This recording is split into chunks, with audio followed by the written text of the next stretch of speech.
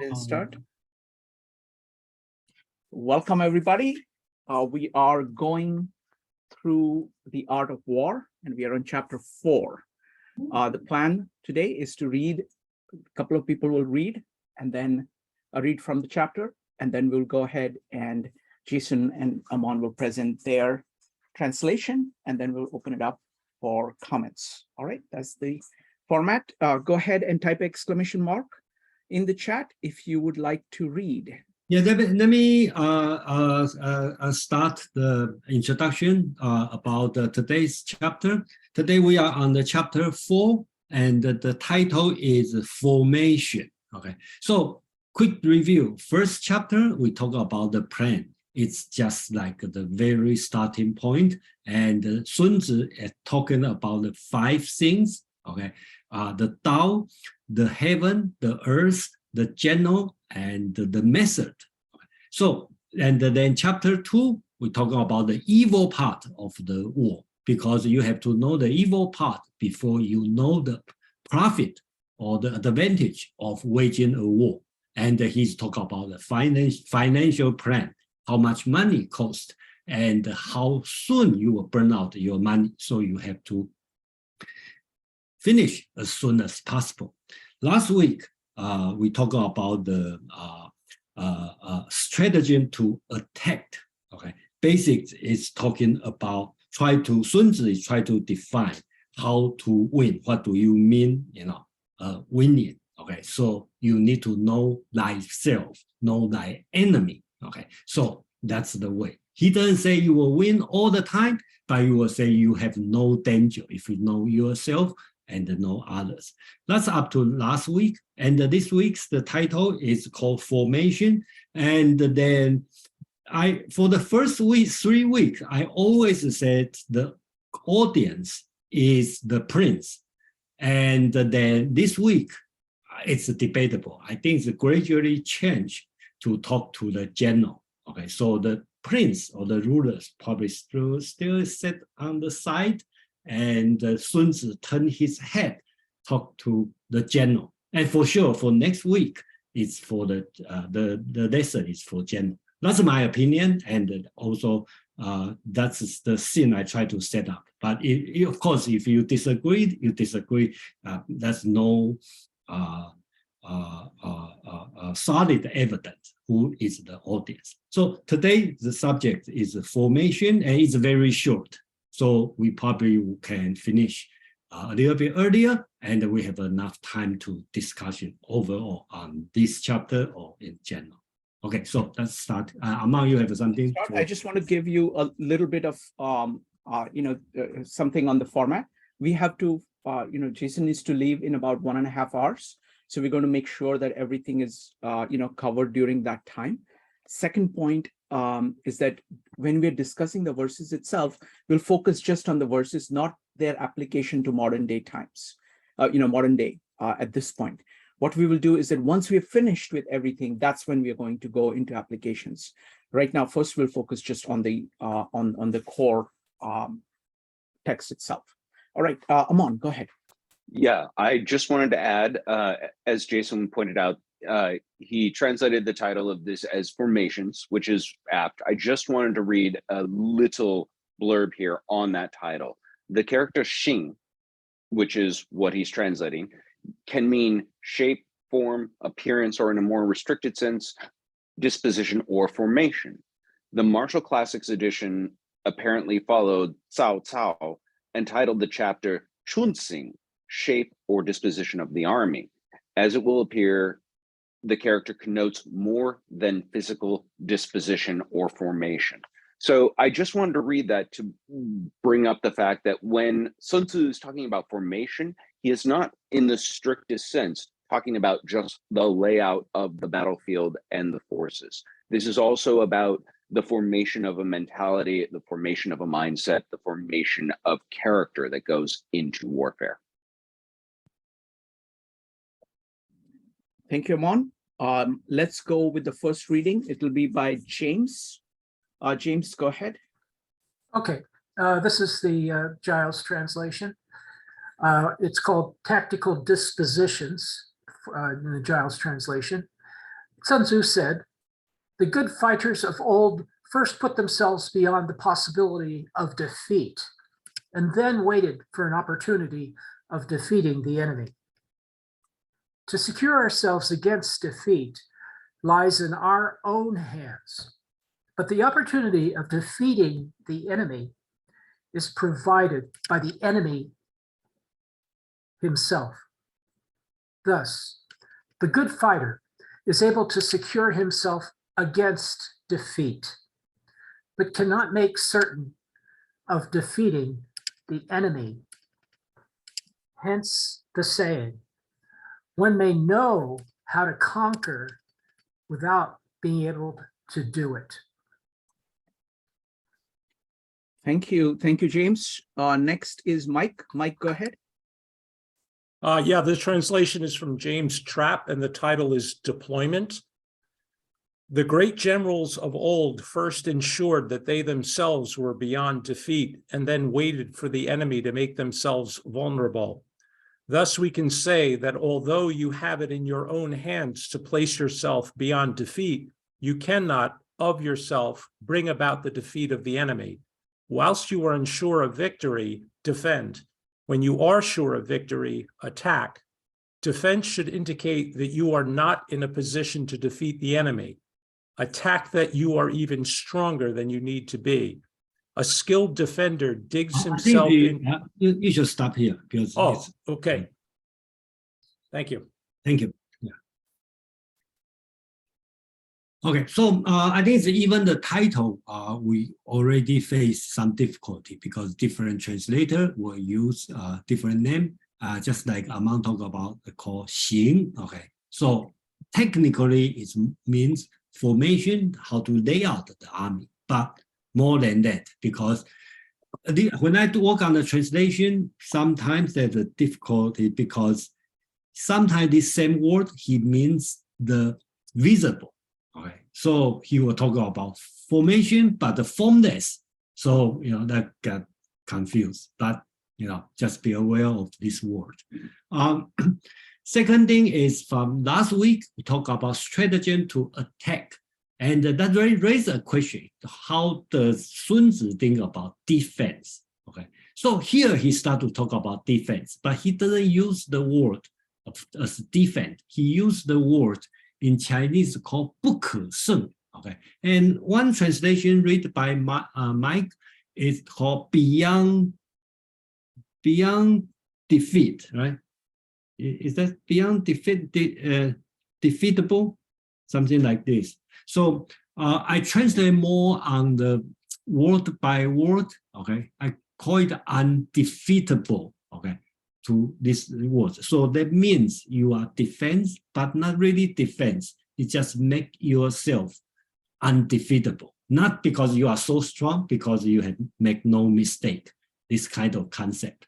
Okay, so let's go over the translation Amang and I work on. Master Sun said, okay, every chapter starts with Master Sun said. Okay. In history, those who were good at war first make themselves undefeatable and then waited for the enemy to become defeatable. The ability to be undefeatable rely on ourselves, but the opportunities to win relies on the enemy. Thus, those who were good at war were able to make themselves undefeatable, but unable to make certain the defeat of the enemy. Therefore, we said, one can foretell victory, yet be incapable of acting on it. Okay. So here, the last word talk about one can foretell victory. Because you are undefeatable, so you can foretell your victory. But you cannot for sure or work on your victory because you have to wait the opportunity of your enemies become defeatable. That's the moment you can win. So later on in chapter 6, you may see something different than this. He said, you are capable to act on victory. Okay, it's kind of contract opposite to this saying, but they have some subtle difference. We can discuss later in chapter 6. But here, I think the important message on this paragraph is one can foretell victory, yet be incapable of acting on it. So, Among. Thank you, Jason. I think what Jason said is absolutely correct, that there is a little bit of contradiction here. But if you follow what I believe Jason has been sort of forecasting, that the audience goes from the highest levels down into the lowest of ranks as we go chapter by chapter, then it's not as much of a contradiction to tell the prince of a land, you can make yourself into a position of invulnerability, of being undefeatable, and then to tell a general later on, no, there's a stratagem by which you can outmaneuver, you can outcraft somebody who is in a good position. And the difference is one of scale, kind of at the macro scale.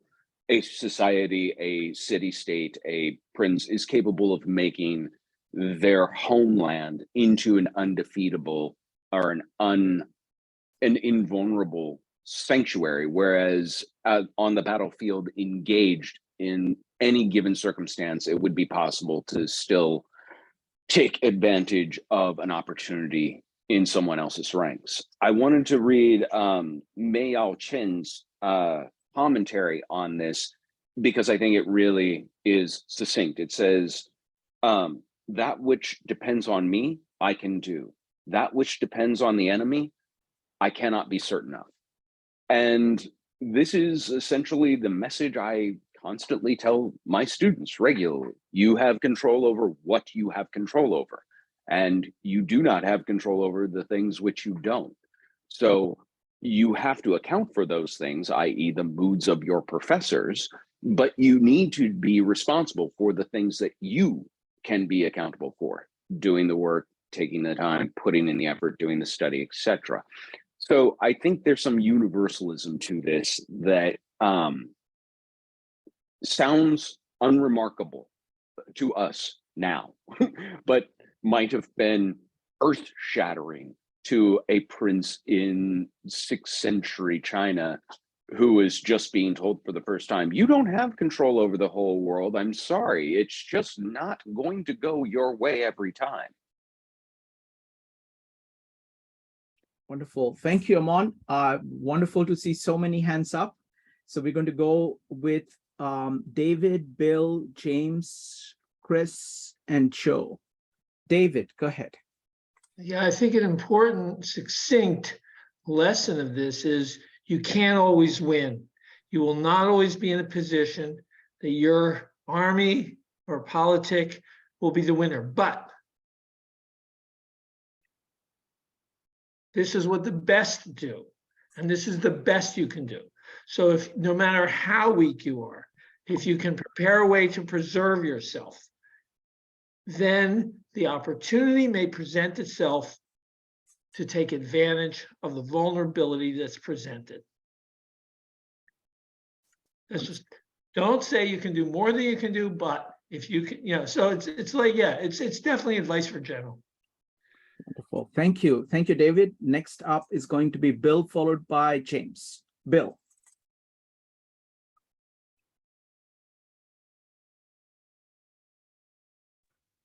Yes, thanks. Let me just put my hand down. Oh, no, let me put it down. Okay. So I want to extend the last two comments with respect to vulnerability and invulnerability. It seems like that distinction between vulnerability and invulnerability captures aspects that are meant by that Chinese word that is sometimes translated as defense. But sometimes the word defense does not really capture the Chinese word, because even an attack plan or an attack path can either be vulnerable or invulnerable. And so the advice is more general than just having an invulnerable defensive position. It's saying even when you're on the attack, you got to watch out to avoid mistakes that would leave your attack plan and your attack path vulnerable. And then with respect to seizing opportunities presented by the enemy, when the enemy makes a mistake that leaves him vulnerable, whether he's on the attack or the defense, that's an opportunity. And I think this will come, this is already relating to the question of disposition, like reading in your enemy's disposition of forces what his plans are. And this will come into play later in this chapter with respect to discerning, know your enemy as a way to know when you've got your enemy, completely vulnerable, because you know exactly what he's going to do in advance. But I'll return to that later. Thanks for listening. Thanks, Bill. Next up is going to be James, Chris, Joe, Ocean, and Evanique. James. Oh, okay, I don't want to be repetitious. I think Bill got it exactly right. He told us in chapter 3, it's about knowing what your enemy is going to do. You can have all this confidence in your own forces and your knowledge of military tactics and so forth.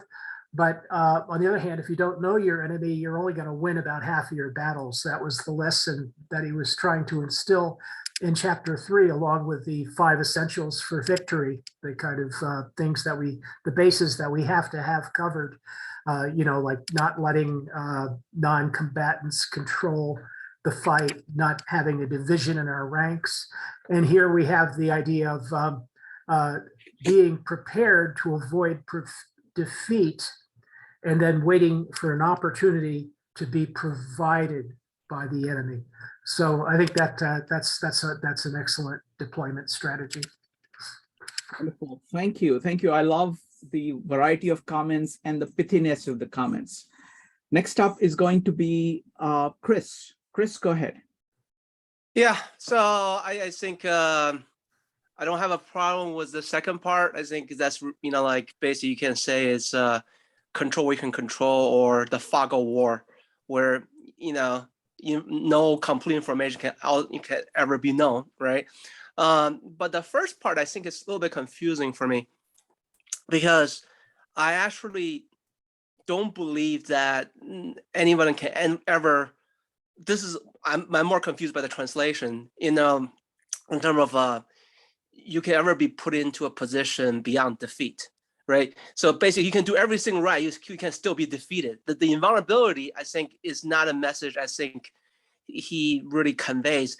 I think it's really about being prepared, do everything possible and doing all the right things, but you can definitely still be defeated, right? And the other issue is that I use a quick example of like a combat sport like boxing.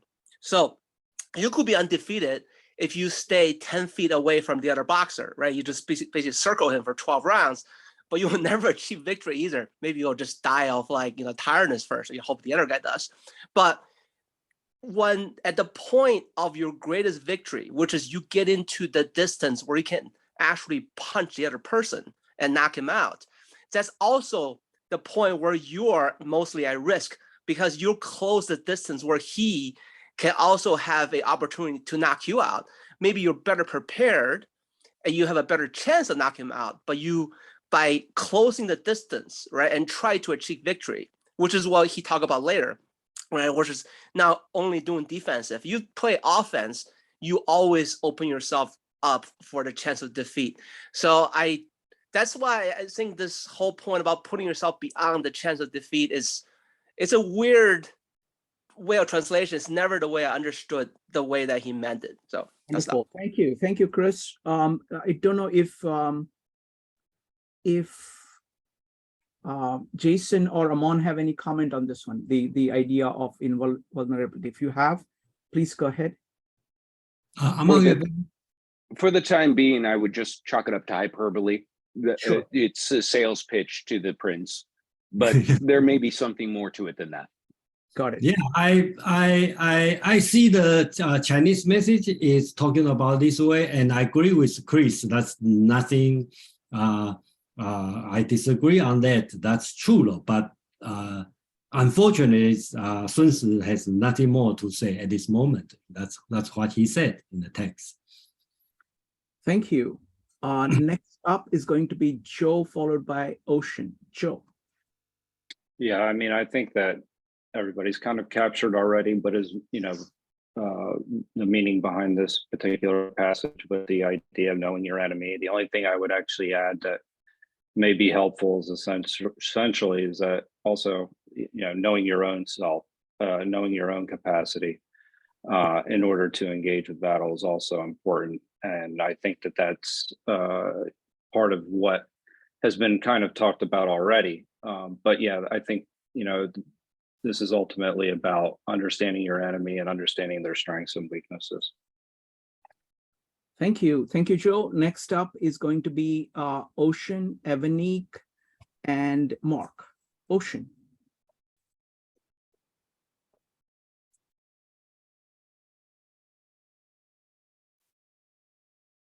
Ocean, you can you hear me?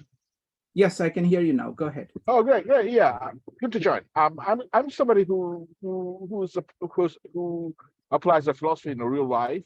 So I'm not a big fan of discussing about abstract concept for the sake of abstract. I'd like to use the philosophy I learned in real life. So thus, my thing is to bring the actual historical event which coincide with this philosophy. And a perfect example, I'm sure Jason will agree with me, the perfect example of how Mao Zedong fought against Japan. You know, he knew he could not go offense against the Japanese army. So he was very patient, hiding around and waiting, being patient. And he knew sooner or later, America would join the war and Japan will be undermined. And then when Japan is undermined, it's the point of being defeatable, and Mao Zedong started to be offense. So, but up until then, he was hiding, being very patient, waiting. So that's the perfect example to demonstrate this teaching. Thank you. Wonderful. Thank you. Thank you, Ocean. Next up is Evanique, followed by Mark. Evanique. Yeah, I have a more modern day example of this, and actually two. One's not so modern, but I always think of this and I think of the Revolutionary War, where how the Americans defeated the British Army. They didn't attack them face on. They knew they had no chance of winning that way, but they waited until the British Army was drunk and like kind of going to sleep, and then they just went in. They saw their vulnerability and they attacked them, and that's how they won their wars. They never attacked them face on because they knew they didn't have a shot. Another modern day example is I should say more modern, is Muhammad Ali. And he said what he would do is he would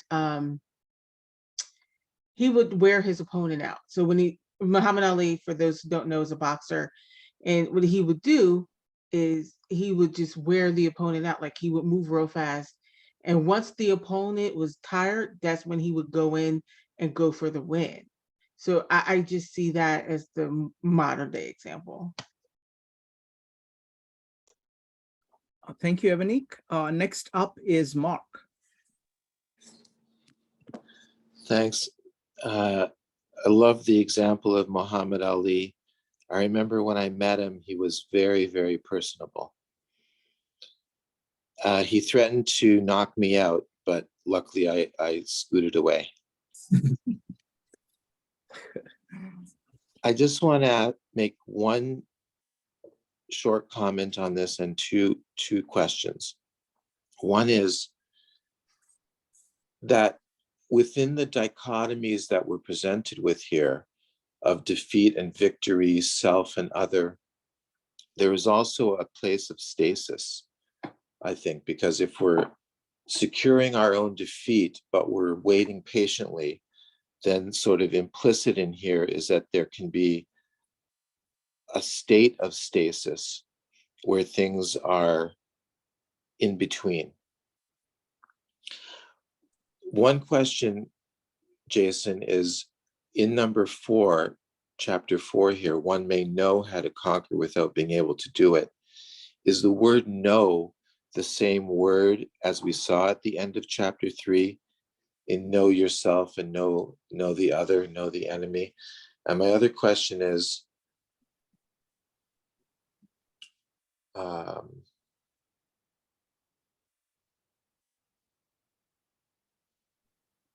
yes, my other question was this.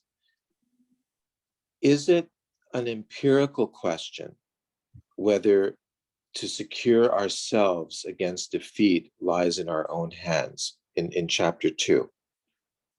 You know, and I'm thinking we could say those words without wanting them to be empty words, but because in fact, isn't it really an empirical question whether it is in our power?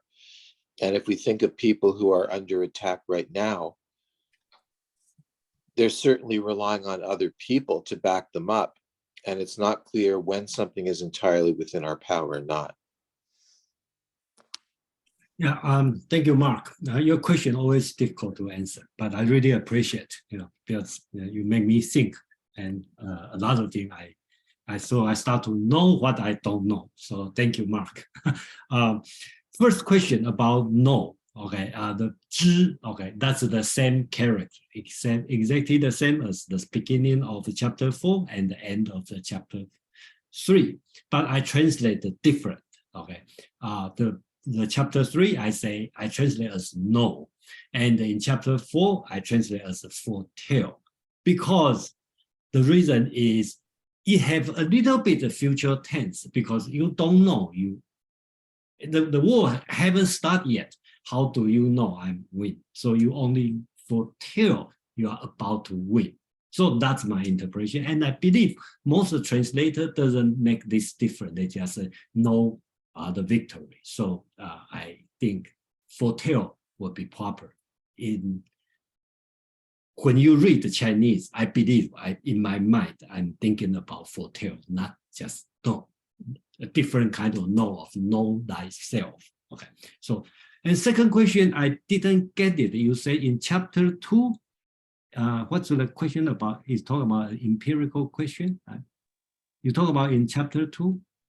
Right here in book 4, under verse 2, to secure. Oh, book 4. Okay, chapter 4. I'm sorry. 2. Okay, sorry. Okay. So what's your question? Is this an empirical claim that is may not always be true, depending on circumstances?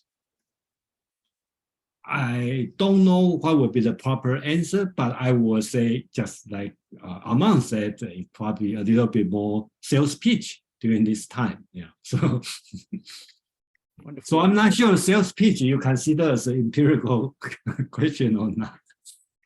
Thank you. Next up is going to be Peter and David, and then we will continue with the text.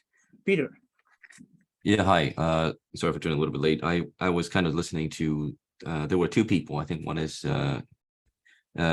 Ebony Q. She was saying something also in reply to another gentleman before her. I kind of want to say that, well, because I think we are on the possibility to defeat and then waiting for an opportunity to defeat the enemy. I would say, ideally speaking, one has to, as in the forces itself and the generals, needs to know their own weaknesses in the situation enough to understand that maybe waiting on its own is not enough. For example, the Revolutionary War, I think what Mr. Lindsay was just bringing up earlier was we had a lot of foreign help as well. You know, many historians today would argue that there is probably no USA today without the French and a little bit of other forces. Of course, not the British, because we were fighting against them. And so what I'm trying to say is, whoever spoke before me is absolutely correct on this. It's not I think he was referring to chapter 2, but I'm referring to this, chapter 4 and the first verse here. It's absolutely true that it's not. I don't think anything in the art of war is 100% guaranteed every time. It's more of a more likely than not situation, if this makes sense. I can't think of anything. Only 1 + 1 = 2 is probably true in the universe all the time, but these things are more like, and I also want to say one last thing is, and this, I don't know how people might feel about this, but my latest research has pretty much shown that Sun Tzu might not have even been a real person. The Art of War may have been written by a collective of different generals throughout time in the ancient world. So that's all. Thank you. Thank you, Peter. Next up is going to be David, and then we'll continue with the verses. David. Yeah, I think, Mark, it's an interesting question that you asked, and I think there's a certain way it casts it into maybe a Western analysis that is natural for us. I mean, your question sounded great to me. Now I'm thinking about it, and it sort of may not work in this text because it may not even work in the East, with the West, because of examples that were already given. Spirit is part of your resources. Is that empirical? I don't know if there's a Chinese test for spirit that's empirical.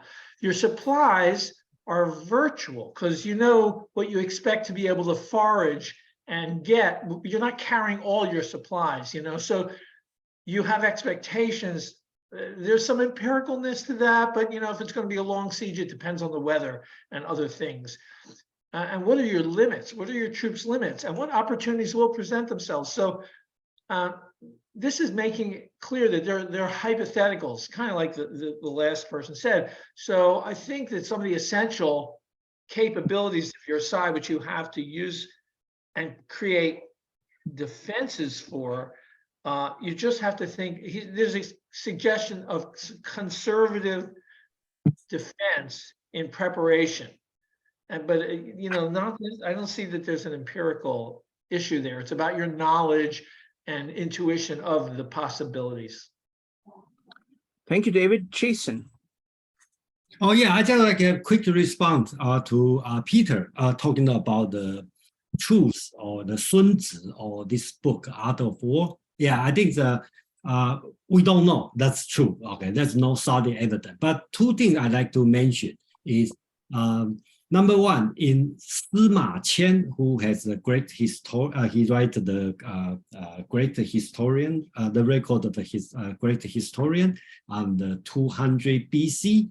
Okay, and he said Sun Tzu is that Sun Wu? And he said Sun Tzu has a 13 chapter, okay, about the book, military strategy. Okay, he said that. But does he read it, this one, or is already lost? We don't know. That's the hard evidence I saw in the text. Okay. Number two, about Cao Cao, it's about 200 AD. Okay, that's it's about 400 years later. Okay, he is talking about, he has a commentary on this book. So if somebody engineer this book, forge this book, it must be before 200 AD. So, you know, I'm not personally, I'm not interested in the truthfulness of the this book, but I see this is a text, just like I think it's Samaritan or some religious which philosopher said, even people prove there's no Jesus, but the Christian religion is still there. So that's my attitude. So thank you. Thank you. Let's. I think David has a quick point, and then we'll go for readings. Right. Joe, first one reading. David, go ahead. Thanks. Okay. Yeah. One thing I forgot to say real quick is along the lines of George Washington, the Americans had absolutely zero chance of beating the British without some other resources. So taking this point that is number one here, they had a plan B to protect what they had to have to survive, which was they were going to retreat from Virginia, from the coast, and move inland and away and give up and survive as people in the inner United States. But they knew they had to have a plan to survive. Physically, they didn't have enough material. They didn't have military weapons until the French came along, absolutely, with money and the power of sovereign power that they couldn't acquire. So this was kind of in effect, you know, they knew what they had to call success. And there was no way with the material they had that they could just have a war and win. Thank you. Thank you, David. Let's continue. Joe, if you could read the next one. Okay, tactical dispositions. Security against defeat implies defense tactics. Ability to defeat the enemy means taking the offensive. Standing on the defensive indicates insufficient strength, attacking a superabundance of strength. The general who is skilled in defense hides in the most secret recesses of the earth. He who is skilled in attack flashes forth from the topmost heights of heaven. Thus, on the one hand, we have the ability to protect ourselves. On the other, a victory that is complete. Thank you. Who would like to read another translation? Go ahead and type exclamation mark if you'd like to read another translation.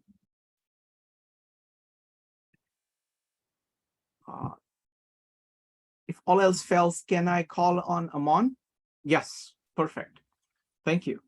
Sure, no problem. Let's see. Therefore, I said, invincibility lies in the, I have to see exactly where to stop because this is a little different than the other writings. Seek to win. Okay.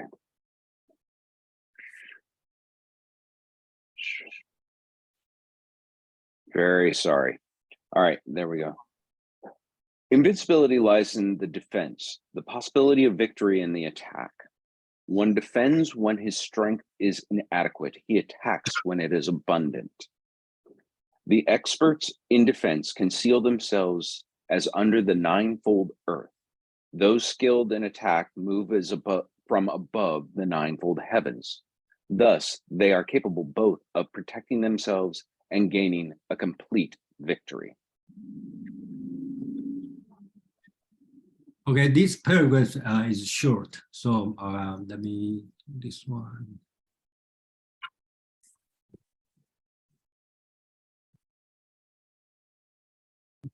Just 1 minute. Okay.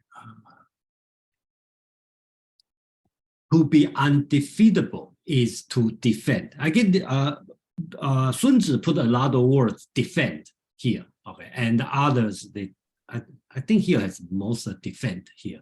Okay. To be undefeatable is to defend. To defend the enemy is to attack. Defend when it's insufficient, attack when abundant. The good defender hide themselves under the deep earth. Okay, and I put a parenthesis, 9 devil down. That's the word-to-word translation. The good attacker act from the top of the heaven, and the word is 9 devil up. Thus, they can protect themselves and have total victory.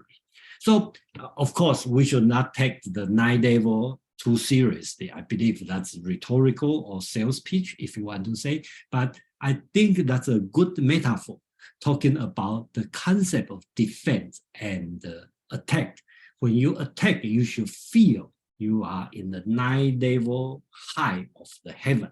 And when you are defend, you should feel yourself is 9 devil down under the earth. So I think that's he want to say. Okay, thank you.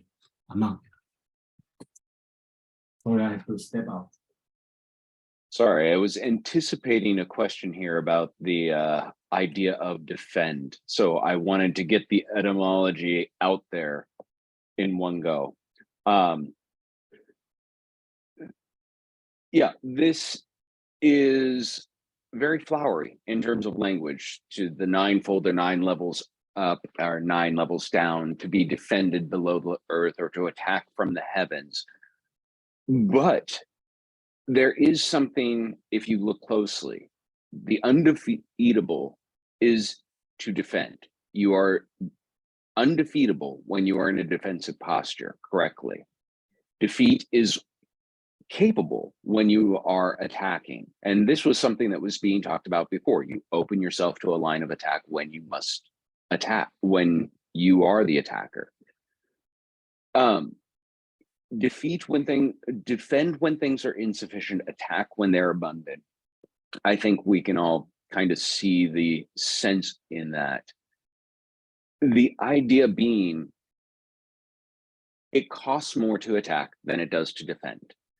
And there can be a lot of logistical argument about this, but on the defense, time is on your side.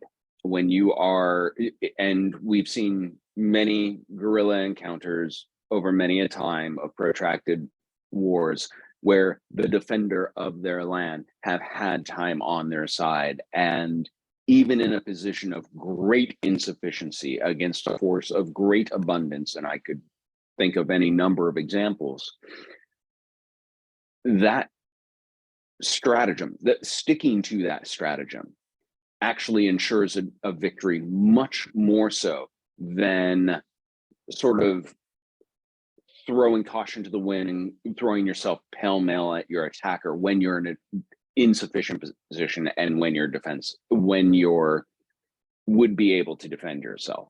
I won't go through historical examples. We could think of tons of these, but again, seems very common sense now, very revolutionary at the time, because there was heroics in going into battle against innumerable odds, against insurmountable odds, throwing yourself sort of on the sword of your attacker for your greater glory and honor.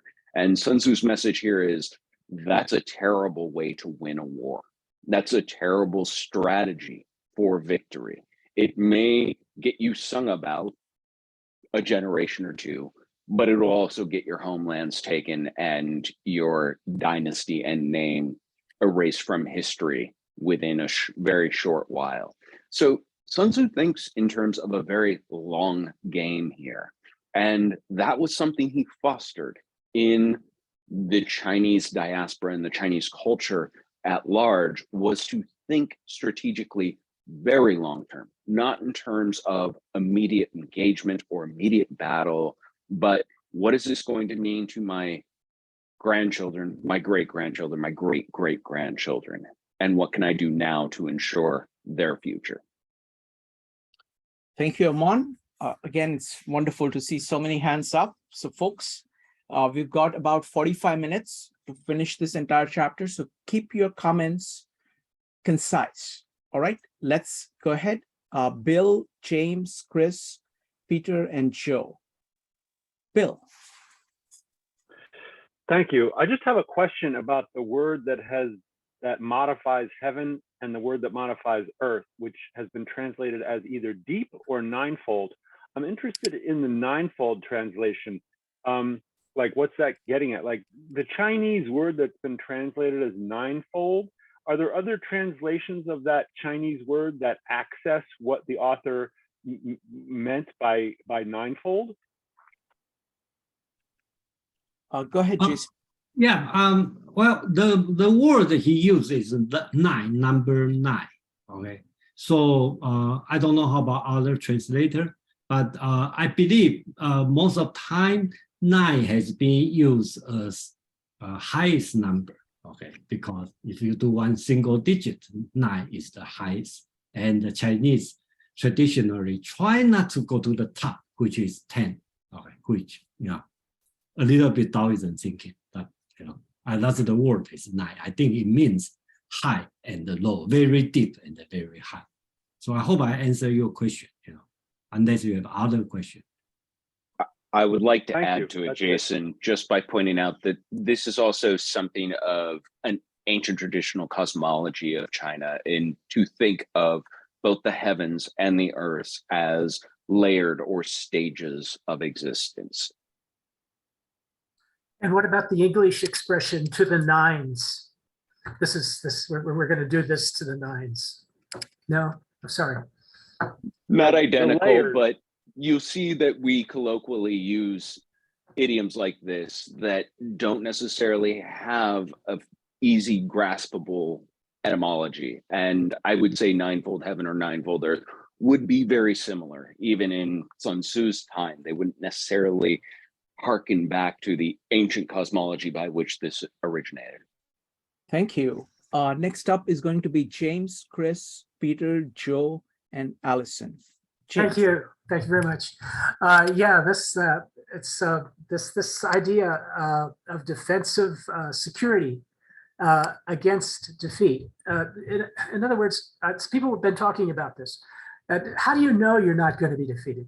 How do you know you can defeat the enemy? Well, if you're going to do it, the defending yourself has to do with your defensive tactics and your defensive strength, the ability to defend your territory and your positions.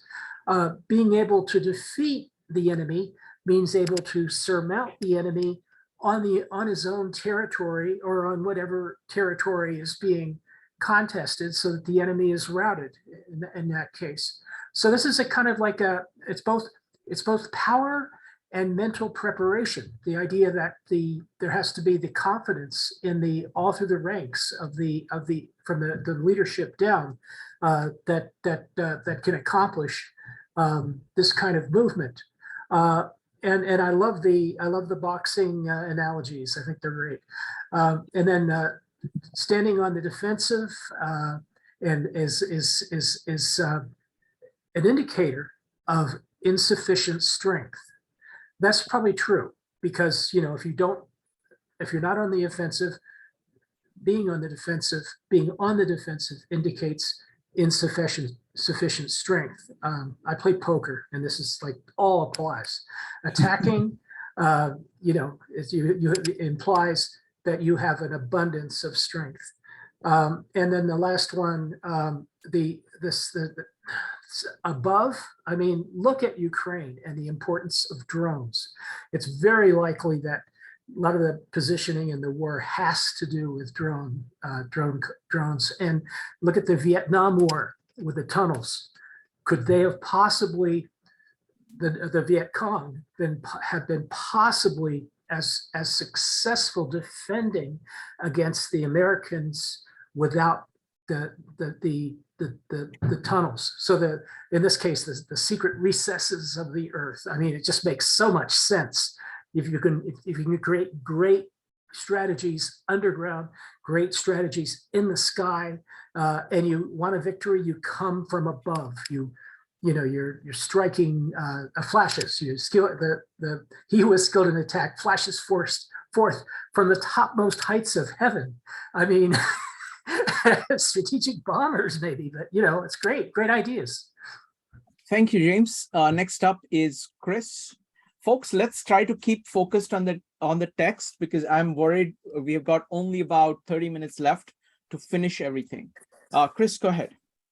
Okay, time goes fast. So I think I'll just follow up on Amon's point. So for me, I also interpret this text from a skill level. So you defend not only when you're forced to defend because you don't have sufficient strength, but also because you feel that your skill level defending is higher than the other party's skill at attacking, right? And then you let them make all the mistakes. So, like I'll leave with this. I mean, like, whether it's boxing or chess or tennis, it's actually interesting at the intermediate level. You find the people who win the most are normally defensive tactic specialists. It's not until you get to the highest level, you start to see the offensive player really dictates most of the winnings. It's because offensive action is actually very difficult to execute perfectly and correctly. You do leave yourself open, you make mistakes, and defense is safer. So I just want to add that. I'll stop. Thank you, Chris. Next up is going to be Peter, followed by Joe. Peter. Yeah, I was just going to say a really quick follow-up to what Chris was just saying, but also what James was also saying as well. It's just putting all together instead of answering one to another. I agree with the skill level thing with Chris, because from personal experience, but also from a lot of history examples. So personal experience is when I was doing Brazilian Jiu-Jitsu, and there's a ranking like in the middle for adults. It's called the purple belt, right? There's the white, blue, purple, brown, and black, and then to different degrees of black.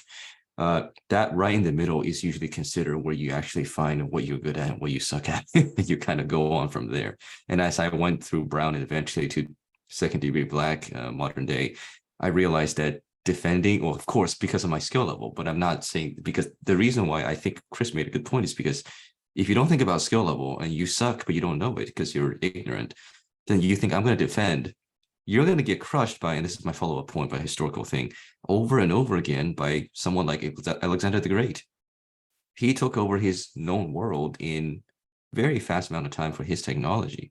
But of course, Among also said this at the beginning, that the antithesis of the art of war, which is long-term planning by Sun Tzu's writings, the Macedonian Empire by Alexander was definitely the opposite of long-term, because the empire died as soon as he died. So there's a trade-off for conquering so fast. But also at the defense thing, I agree with Chris. You got to consider your skills, because sometimes, I hate to say this, but you're effed no matter what. Thank you. Thank you, Peter. Next up is Joe, followed by Allison. Joe. Yeah, I mean, unfortunately, James had actually taken a lot of the examples that I wanted to talk about. So when you're either talking about Afghanistan or Vietnam or things along those lines, where the terrain is actually so important. But one of the other things that actually is very important when it comes to defense is the idea of deception and also gathering information about your enemy as well. I think that those are two important key elements to defending yourself, because then you know your enemy as opposed to actually just sitting back. And these things are can be used and applied to anything. If you're especially in circumstances of like business or things along those lines, you have to know your competitors, but very well, and you don't spy on them per se, but you have to know them. And this comes back to the ultimate thing of knowing your strengths and weaknesses. So I'll leave it at that. Thank you, Joe. Next up is Allison, Ocean, and Mark. Allison. I think like what Aman was saying about the defense is the American Revolution is a really perfect example of that, because although America declared their independence from England, they didn't get on ships and go sail to England. They stayed right where they were, so that the English had to come to them. And this is the land that they knew. And then they incorporated, basically guerrilla techniques from Native Americans, where they would just jump out on them, and they weren't, they completely ignored the formations that the British had always used. And so by really using the land that they knew and then using the knowledge from the people who were already here, that's, in large part how they won the war against a military that was so much stronger than them. Thank you. Thank you, Allison. Next up is Ocean, followed by Mark. Ocean. Oh, okay. Hi. Can you hear me? Yes. Okay. So historically, people took lesson from this teachings. Also, while they were patiently waiting for the enemy to defeating themselves, they would use a spy, for example, to have the British Empire conquered countries to divide and conquer, whispering the ears to each tribes. Other tribes is going to get you, but don't worry, we're gonna help you, and fight among themselves. And both tribes are gotten so weak, then they took over everything. So while you being patiently waiting, you softly, covertly, undermine their power. So thank you very much. Thanks, Ocean. Next up is going to be Mark and Madeline, and then we'll go to the next verses. Go ahead, Mark. Thanks. I was just wondering about the reference to heaven and earth here. And it seems like this might be a support, Jason, for your idea that there's a turn towards the generals here. Because in chapter 1, in the 5 basic principles, both heaven and earth occur. So we would understand that the general would have to master both heaven and earth in some way. But here, it's almost as if he's addressing the general and he's saying, if you're skilled in defense and you're that type of general, then you have to stick to the earth. And if you're possibly another kind of general, i.e. you have to know yourself, then you may be acting more from attack. Thank you, Mark. Let's see. Next up is going to be Madeline, followed by Srividya, and then we'll continue. Madeline. Yes, thanks, Shrikant. Thanks, Jason and Aman. I just wanted to add an additional facet to what David and Allison said about the Revolutionary War. Even before then, when various Europeans arrived on the continent, there were groups like, say, within the Algonquin, a larger Algonquin group, who were already at war with each other. There might be a war of one group against another. There might have been a three-way war. So from their perspective, some of them were looking at how can we use the French? How can we ally with the Spanish? How can we use the English to help us in our war, which is the primary war? It didn't work out very well for them, but it was an entirely different perspective on the relationships between the two cultures. Thank you. Thank you, Madeline. Next up is going to be Srividya, and then we'll continue. Srividya. Yes, I missed the chapter 1 session. So from online, I do understand that the earth comprises of distances great and small, dangers and security, open ground and narrow passes, chances of life and death. And in this chapter, the deep earth, does it mean the same? And the high heavens refer to the same heavens which we talked, which was heavens as in chapter 1, or are they different? Let me answer this question. Great question. Yeah, because I'm about to talk about this. Just like Mark talked about, one way you can look at they are different. In the first chapter, talking to the prince, okay, talk about heaven, and my interpretation, heaven is something timing, something more unpredictable, okay. So, and earth is talking about our terrain, our ground. What's your marketplace if you take as a business? Okay, what's your territory? You are talking about the domain of your fighting. And this one, I think we can take as metaphor, right? 9 level of heaven, that means very high as attack, and then 9 level deep on the earth, okay, as defense. So another way you can look at this one, attack is more unpredictable. You have to rely on many, many things. It's nothing, not the thing you can act on it, but you have to be ready on that. But the defense is the thing you have to guarantee. Okay, so in this way, you can say they are the same idea. Yeah. Wonderful, thank you. So folks, we will have to wrap up this chapter in the next 30 minutes. And then we're going to have a discussion of metaphors in Chinese and comparing them in metaphors in English. So Jason, we've got 30 minutes. Do you want to just go through all the verses together now and then do the discussion? How would you like to do it? No need. My 30 minutes is not like a hard limit. Okay, so, okay, very good. So let's go this one, because the next 2 chapters are not that long, and then I think we can deal with by this time. Sounds good. Thank you. I just wanted to make sure I stay within your limits, your constraints. Please go ahead and type an exclamation mark if you'd like to read.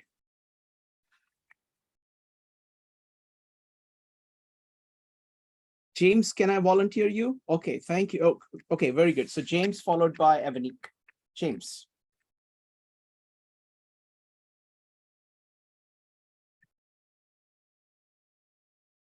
James, go ahead and unmute, please.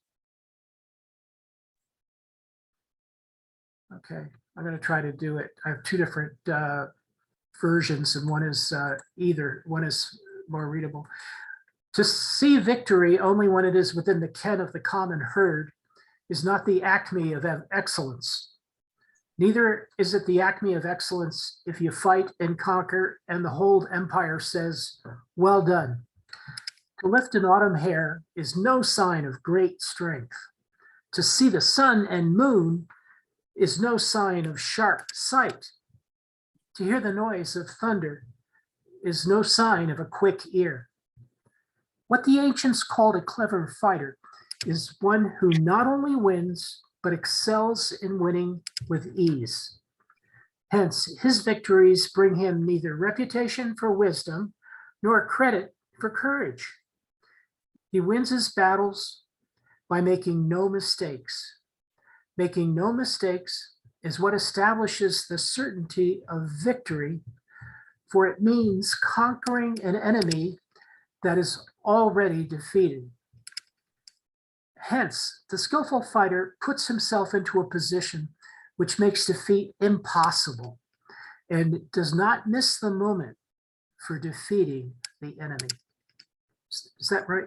Is that the right ending? Yeah, thank you. Thank you. Thank you, James.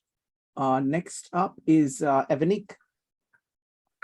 Yeah, sure. Mine's is the exact same translation. Okay, then let's go with Amon. Amon, could you, wait a minute, David has his hand up. David, go ahead. Which translation will you be reading? I'm sorry, no, I have a thought, not No, a reading. that's fine. Okay, so then let's go with Amon and then we'll come back to you. Amon. Okay, verse 3. To foresee victory, which the ordinary man can foresee, is not the acme of skill. To triumph in battle and be universally acclaimed expert is not the acme of skill. For to lift an autumn down requires no great strength. To distinguish between sun and moon is no test of vision. To hear the thunderclap is no indication of acute hearing. Anciently, those called skilled in war conquered an enemy easily conquered, and therefore the victories won by a master of war gain him neither reputation for wisdom nor merit for valor. For he won his victories without erring. Without erring means that whatever he does ensures his victory. He conquers his enemy already defeated. Therefore, the skilled... Oh, wait, I want to make sure I'm... Yeah. Therefore, the skilled commander takes up a position in which he cannot be defeated and misses no opportunity to master his enemy.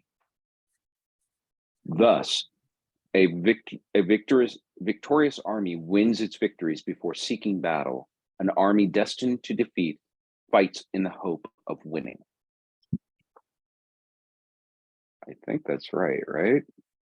Yeah. Yeah. And I missed my last stanza. Thus it is in war, the victorious strategist only seeks battle after the victory has been won. Whereas he who is destined to defeat first fights and afterwards looks for victory. Yeah. Thank you. Jason. Okay, this one, I like this chapter, this paragraph a lot because it's a good description and easy to understand and also deliver important message. So, foreseeing victory as typical per people expect is not best of all. Fighting, winning, and then hearing good words from the people around the world is not best of all. It's like lifting a thin feather is no sign of strength. Seeing the sun and the moon is no sign of clear eyes. And hearing thunderclap is no sign of acute ears.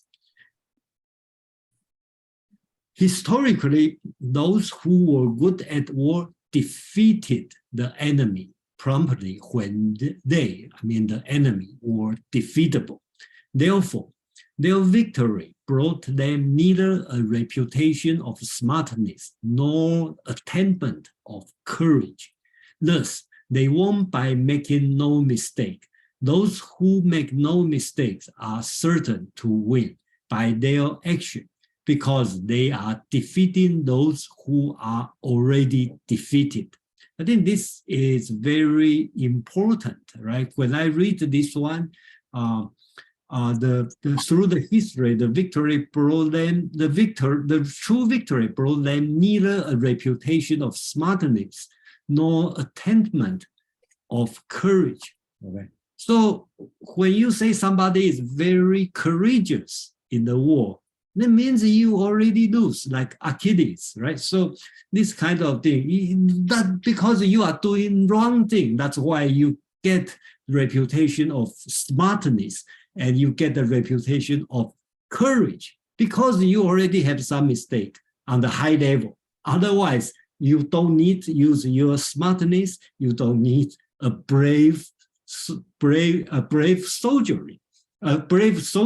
right? So I think that's to me, that's very important message in this sentence. Last one. Hence, those who are good at war stand on the undefeatable ground and never miss the moment when the enemy becomes defeatable. For this reason, the victorious army first foresee the victory and then seeks the moment to fight.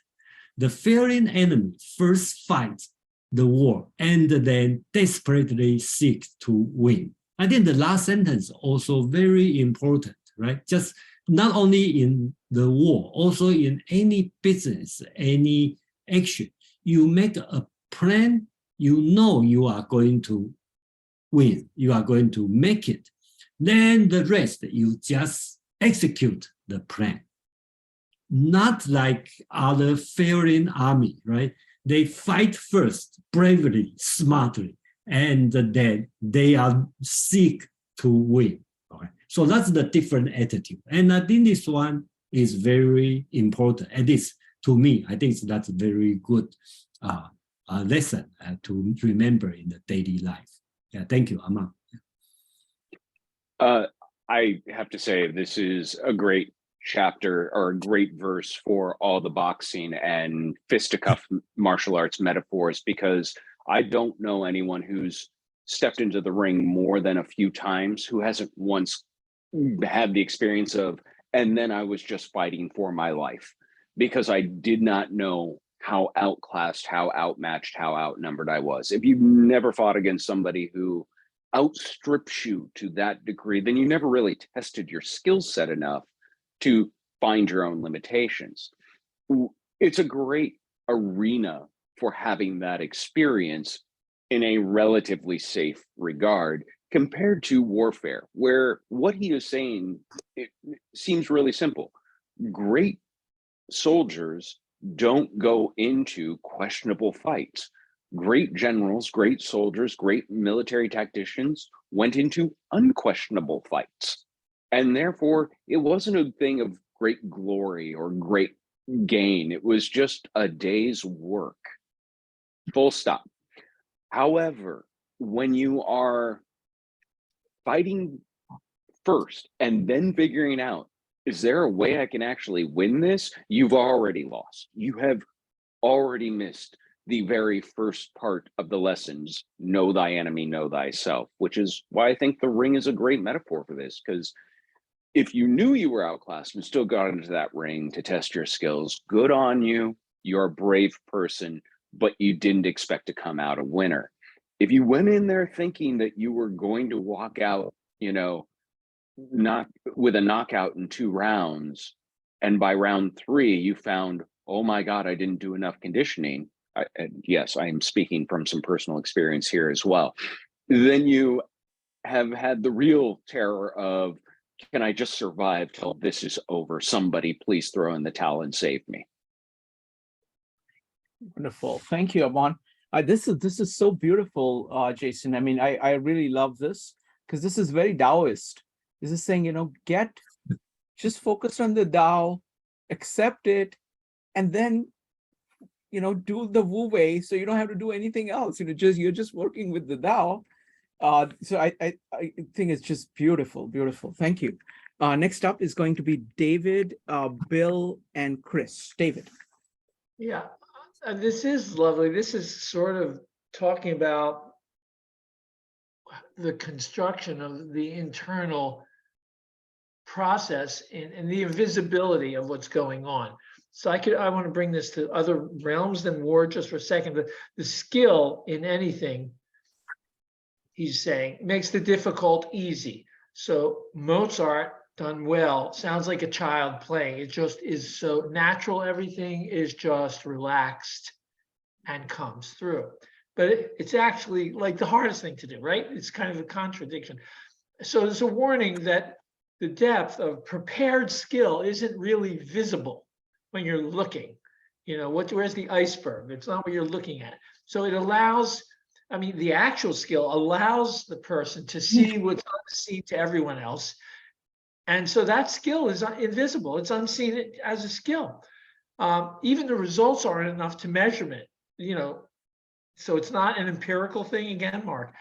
Finesse makes dancing look easy, but so that's how it looks, but it's actually power and invisible practice and muscles that have learned to work. So the reason it flows is all this preparation and the relaxation into the defensive attitude until something's ready to call you and you're moving through in a way that you're knowing where you are.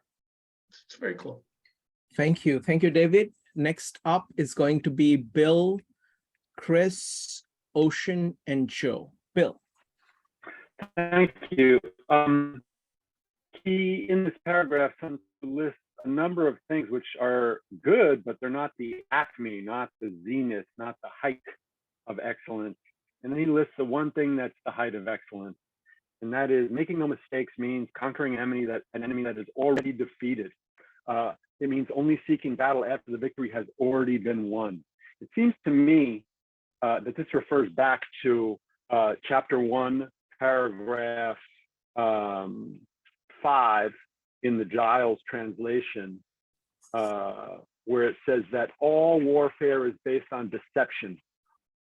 Quote, hold out bait to entice the enemy, fake disorder that your own side is in disorder, and then crush the enemy from that after that fake.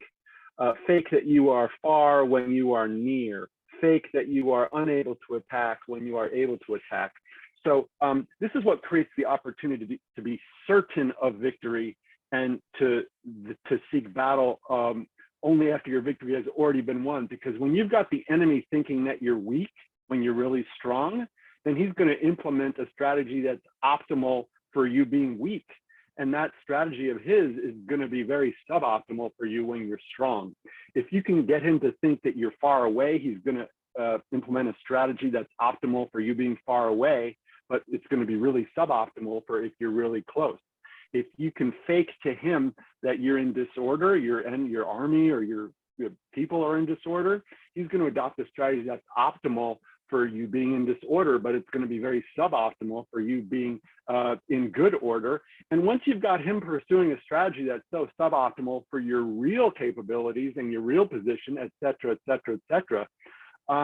then you've got victory before you even enter the battle. He's already defeated because he's got the wrong strategy.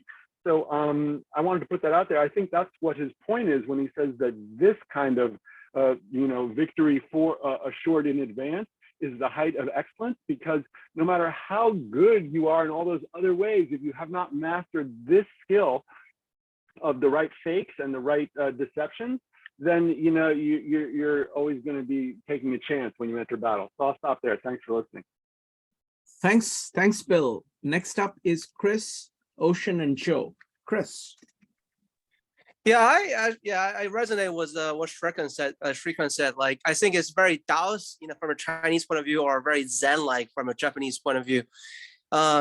Reminds me a lot from another Asian classic book, The Book of Five Rings by Musashi, where really there's two focuses. One, you're really always focused on the task at hand without being influenced and perception of external influences, right? The task is the task, is your task.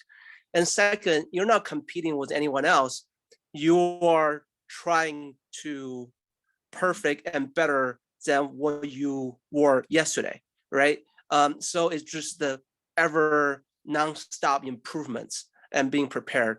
And I think the way I interpret the lifting the hair and the sun is that you should be doing something really, really difficult, but you make it look like you're lifting a hair or you're just watching the sun and moon. So everybody else, by watching you, think they can do as well because it looks so easy. But in actual reality, it is not easy, right? So that's the goal, that you can make it look effortless when it's actually not effortless.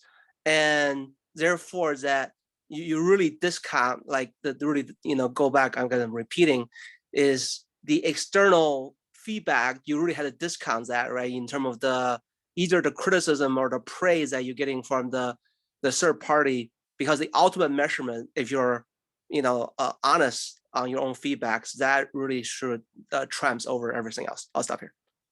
Wonderful. Great. Thank you, Chris. Great observations. Next up is Ocean, followed by Joe. Yeah, can you hear me? Yes. Okay. So the key word here is the herd. So you are not good military general when the herd can easily predict, or common people can predict that the destiny of the war. And as Jason said, it's totally parallel to the business world.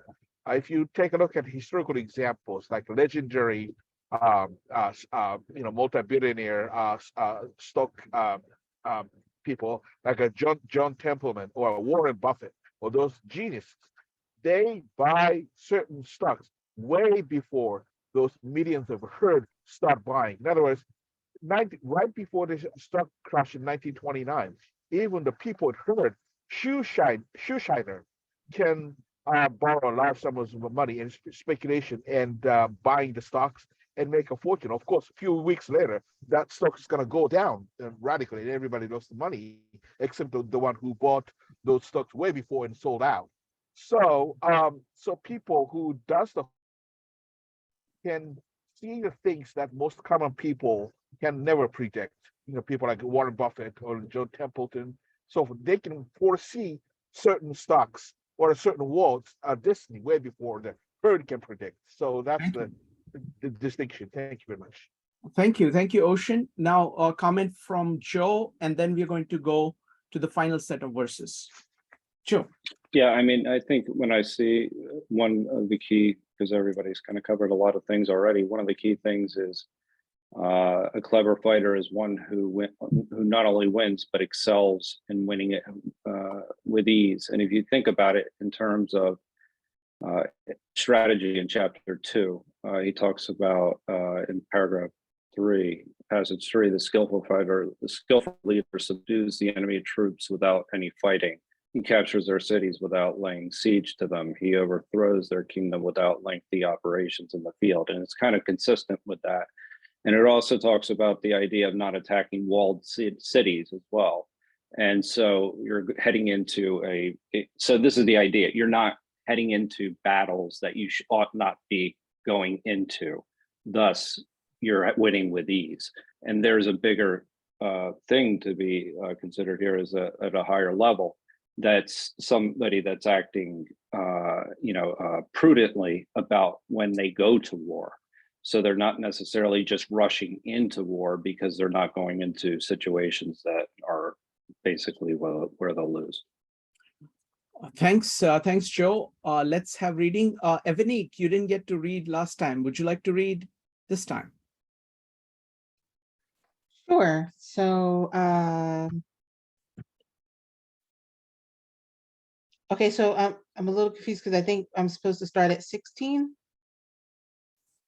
Jason? The consummate leader, or That's correct. That's correct, Yeah. Ebony. okay. So the consummate, and where am I stopping? Just so I know. At the end of the chapter, number 20. Thank you. The consummate leader cultivates the moral law and strictly adheres to the method and discipline. Thus, it is in his power to control success. In respect of military method, we have firstly, measurement, secondly, estimation of quantity, thirdly, calculation, fourthly, balancing of chances, fifthly, victory. Measurement owns its existence to earth, estimation of quantity to measurement, calculation to estimation of quantity, balance of chances to calculation, and victory to balancing of chances. A victorious army opposed to a routed one is as a pound's weight placed in the scale against a single grain. The onrush of a conquering force is like a bursting of pent-up waters into a chasm of 1,000 fathoms deep. Thank you. James, would you like to read a translation which is different? No, I don't have a different translation. Amon, would you like to read a different translation? Sure. Let me just make sure I'm in the right spot. Okay. Those skilled in war cultivate the Tao and preserve the laws and are therefore able to formulate victorious policies. Now, the elements of the art of war are first, measurement of space, second, estimation of quantities, third, calculations, fourth, comparisons, and fifth, chances of victory. Measurements of space are derived from the ground. Quantities derived from measurement, figures from quantities, comparisons from figures, and victories from comparisons. Thus, a victorious army is as 100 weight balanced against a grain, a defeated army as a grain against 100 weight. It is because of disposition, i.e. formation, that a victorious general is able to make his people fight with the effort of pent-up waters, which suddenly released plunge into a bottomless abyss. Thank you, Amon. Jason. Okay, that's the last one for this chapter. Okay. Those who are good at military operation practice. Sorry, let me start. Those who are good at military operation practice Tao and adhere to the method of law, so they have the power to control the outcome of war. So first, I think the translation is moral law. Okay, practice moral law. I totally disagree, because the word is Tao here. So I direct translates, 修道, practice Tao, okay, or cultivate Tao. And then talk about 保法, that's the word. I think we should translate as method, so method of law. So, and then it followed by the next sentence. And remember, he put the 1, 2, 3, 4, 5. So this 5 is not 5 items, that's a continuous, right? One produce the second one produce the third one. So sounds like it's a step-by-step method to bring you to the victory. Okay, so it said the military method. First, the area. Second, the quantity. Third, the number. Fourth, the comparison. Fifth, the victory. Then Sun Tzu is going to tell you very specific. From the ground, we can designate the area. I put a parenthesis because I think that's what it meant. So from the ground, we can designate the areas of battle. From the area, we can estimate the quantity of provisions. From the quantity, we can calculate the number of troops. From the numbers, we can compare our strength with the enemies.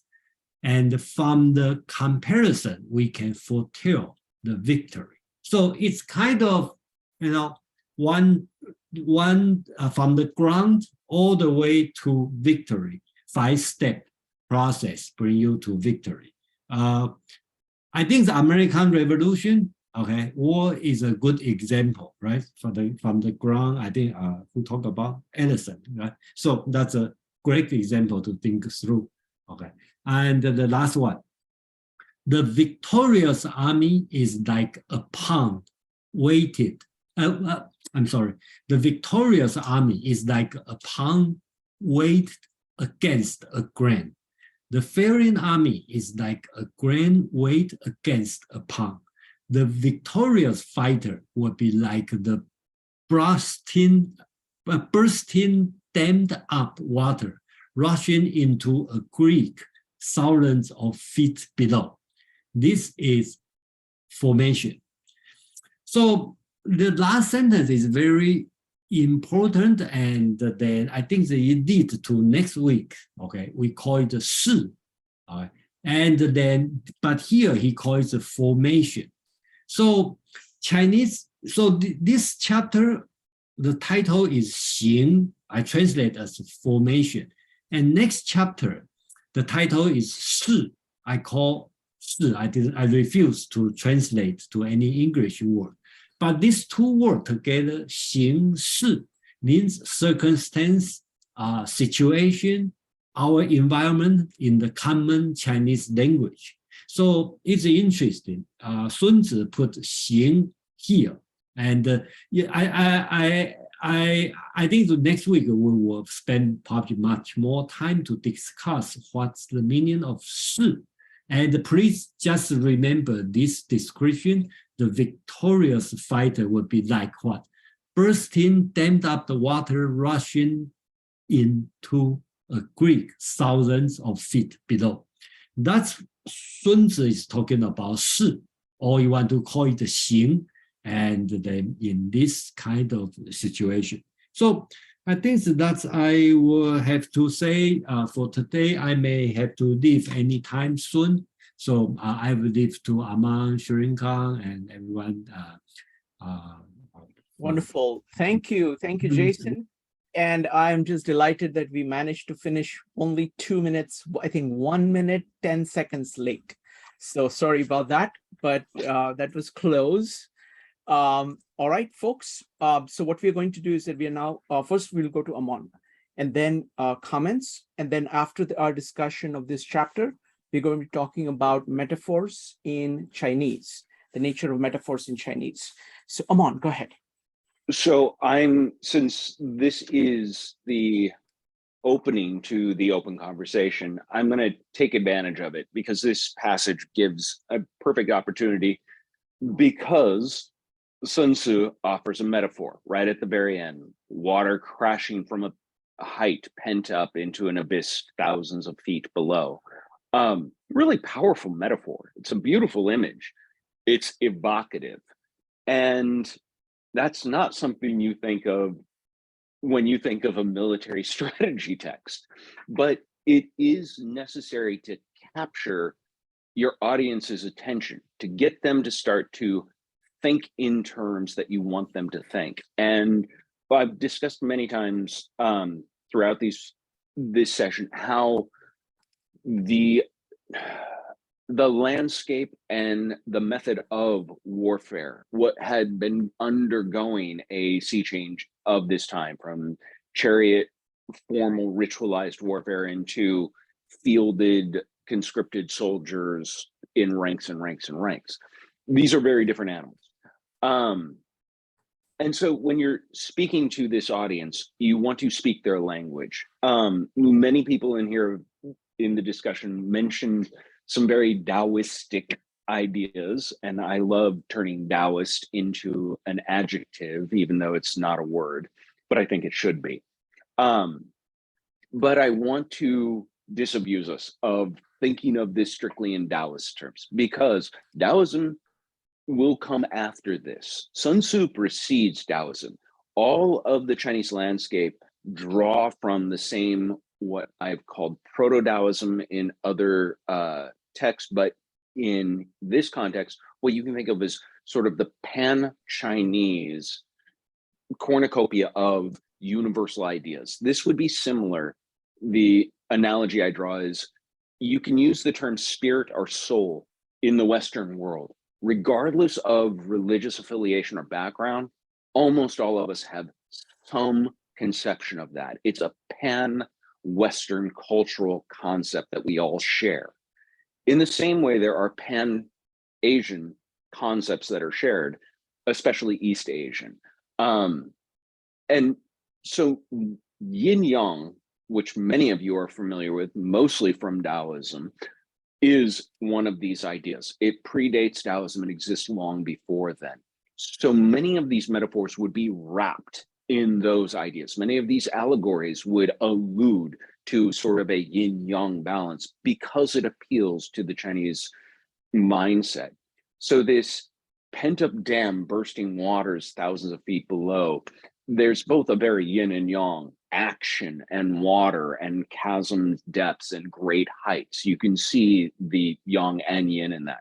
But there are other subtler metaphors just lousy in this fourth book. Another comparison I just drew up a list as we were talking, was the comparison of stone and water. One of these is considered more yin, stone, versus the water, more yang. I know that sounds backwards, but yin means more substantial and yang is more fluid and active.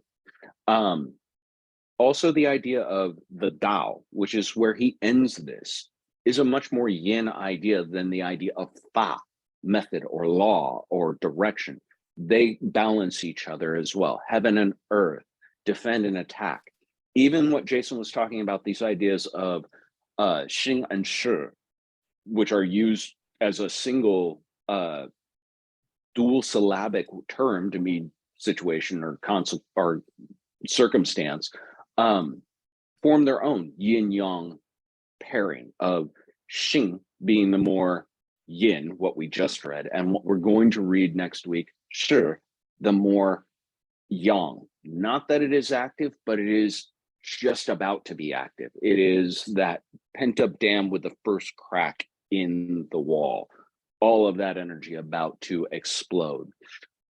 I thought of many sort of common examples in the modern time, but out of all of these, and as much as I want to talk about Lennox Lewis knocking out Mike Tyson in 8 rounds in 2002, because that was a watershed moment in boxing where you saw yin defeat yang, I'd rather point out Patton and Marshall from World War II, 2 lions in Western US military history. But look at the aftermath. Patton stormed the beach at Normandy. Marshall was in charge of the the Pacific Theater. And then at the end of the war, what happened? We switched their places. Marshall wound up going and instituting the Marshall Plan for Western Europe. We haven't had until a year and a month ago a land battle break out in Western Europe since then. That's almost 4 generations. That's pretty impressive longevity, long-term strategy. Patton went to Japan and China, and then we had Korea, and then we had Vietnam, and we had nothing like a Marshall Plan there that worked as well. And so that sort of storm, that, blood and guts Patton Yang may have been great for the end of battle, but when it came to securing peace, you needed a more yin Marshall. You couldn't have Patton do that. Yeah, I have many other analogies. I want to give everybody else time to speak. I will throw more thoughts out if the time becomes available, but thank you all, and I want to hear more of your thoughts. Wonderful. Amazing, Amon. Thank you. Thank you so much. Next up is going to be David, Joe, James, Bill, and Ocean. David. I thought that was interesting to start talking about keeping the peace and how generals are essential for that after a war process. So we haven't really talked about this in that light. That's a real door opening for me. What we just read about the pent up gallons of water. The thing that struck me about that was how it's actually a chaotic and somewhat destructive image. Well, it's an attacking army. And the idea that this is visualizing your own power in the process of achieving victory, that it's really achieving victory through a chaos and power, but it's under control by some complex calculation. Because to me, the idea of releasing this water into that deep valley and to be responsible for what's going to happen seems like such a feat of prediction. And, you know, in that sense, control of something, the scale of nature, that it's an amazing image to put in here. But it shows the respect for these 5 stages of preparation and measuring in quantity. I suppose, you know, as an engineer, you could actually flood the plane in the proper way without destroying everything around it if you really do this well. So it's a beautiful moment of description.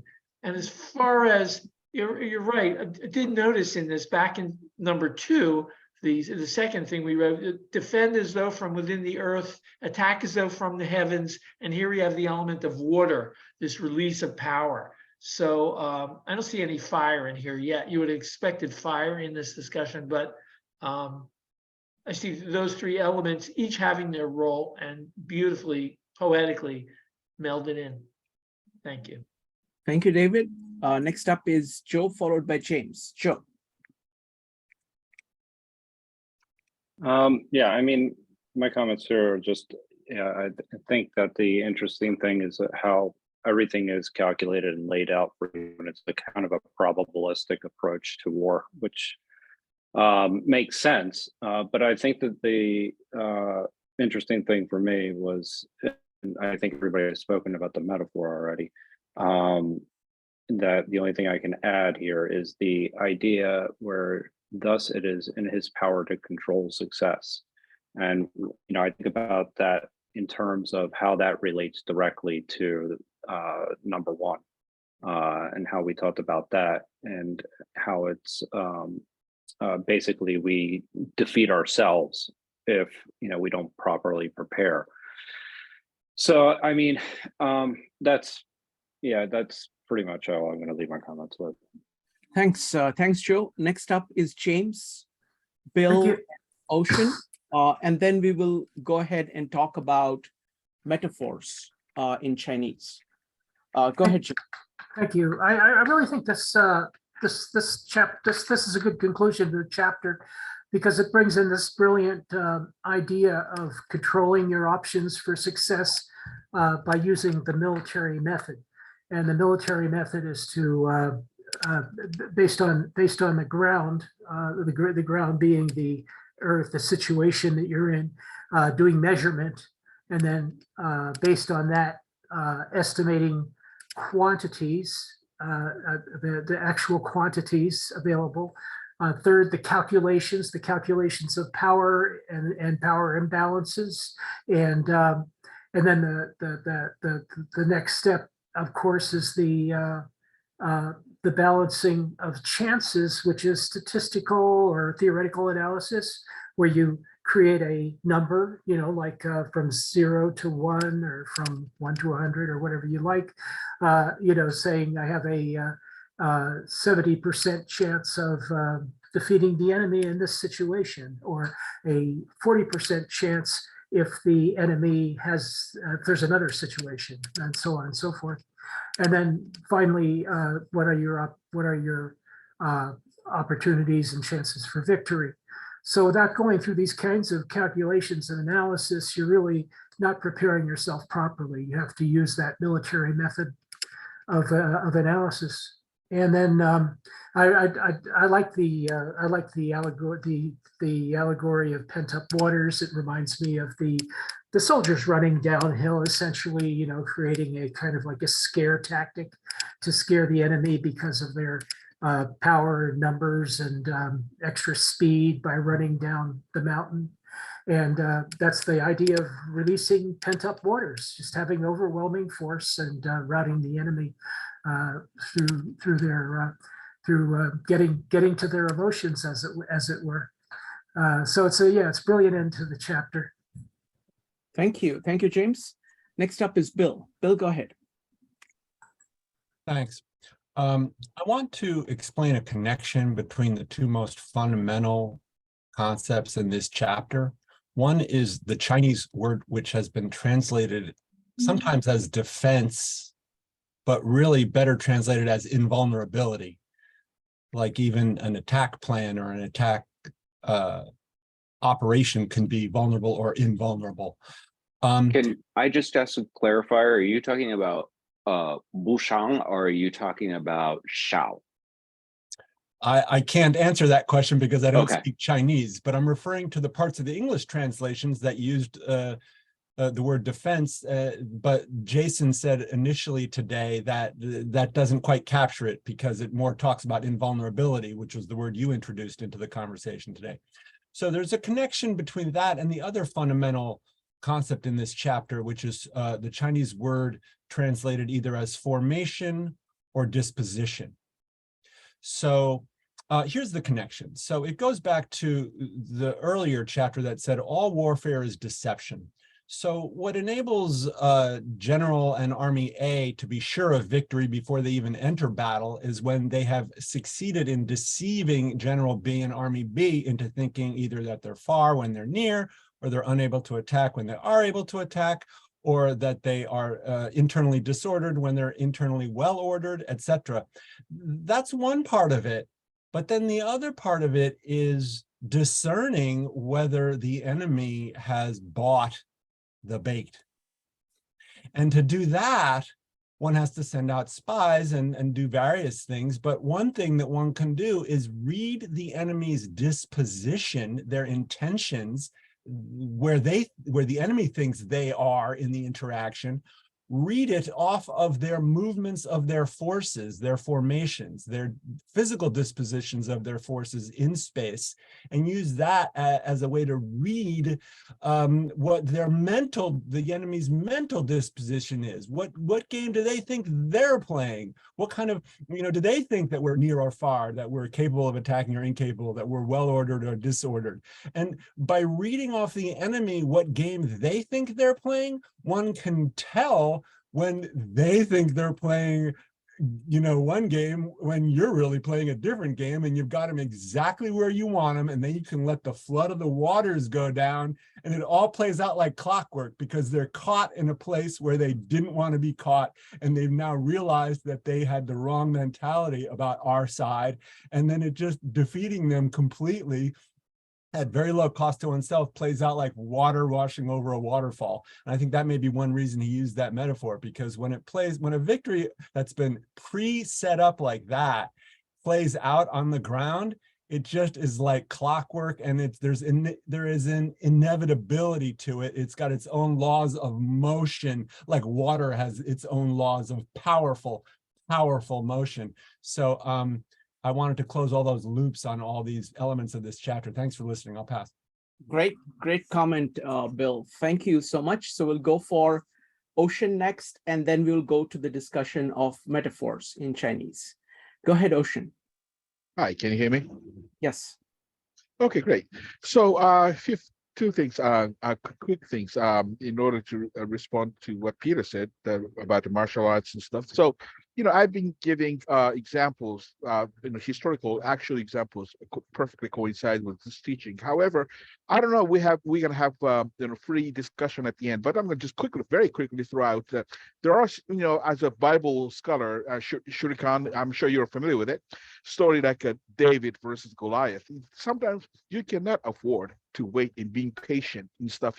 Sometimes you are forced to just fight against the enemies who's bigger than you. You have no choice. It's like I have a friend who is a fifth degree martial artist, and who mugged with a gun. Okay, but he had a military experience, so he just instantly disarmed the guy who's with the handgun, tried to mug him and disarm him.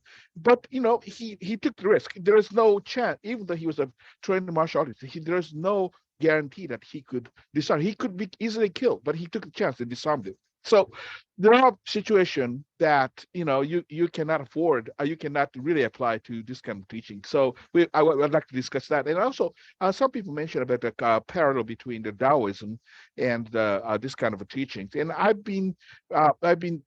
read the Tao Te Ching hundreds of times. I used to go meditate with a real Taoist master. And so I think I'm familiar with the Taoist teaching. So basically, the first thing is that anything you can name or label is not the Tao. In other words, the entire world is Tao, beyond your egos and labels and so forth.